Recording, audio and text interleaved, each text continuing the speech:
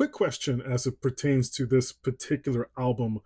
Does it interest you in any kind of way to kind of feel like you're being buried alive under a bunch of jagged rocks and rusted scrap metal for about an hour and 20 minutes, give or take? Because that's how this record makes me feel. And I do mean that in the best possible way.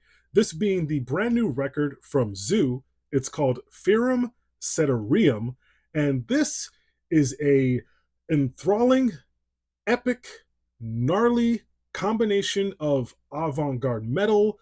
It's a little prog, noise rock, and also a little jazz. Wait a minute. Jazz? Jazz, you say? With that would make this a Jazz Daddy review and an official Jazz Daddy selection. Now, for anyone who has seen my face for the first time, you've never seen any of my videos, just so we're clear, so you're in the loop, Jazz Daddy is me. I am the Jazz Daddy. And whenever I talk about jazz, it's important to let all of you know that jazz is still very popular, still very relevant. It's not just for a bunch of old geezers, it's also for the youth of the world, including myself, because I am forever young. I took the substance. Now, this record is quite the commitment. It feels like a pretty serious kind of deep dive into a whirling kind of foray into sound. It's a giant wall of sound. I will admit at times it may come off as a bit repetitive, but I feel like this record pushes through to the other side so that it actually makes sense to kind of stay in place in a really weird way. Because this is a disgusting listen.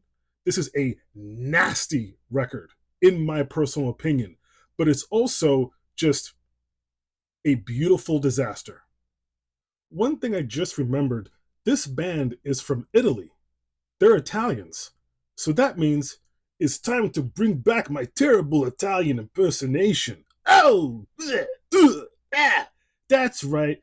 It's me, Pasta Primavera, and I got my wife, Marinara Prosciutto, and yes, we have different last names because we're progressive. We eat Progresso soup. We have car insurance. It's with Progressive.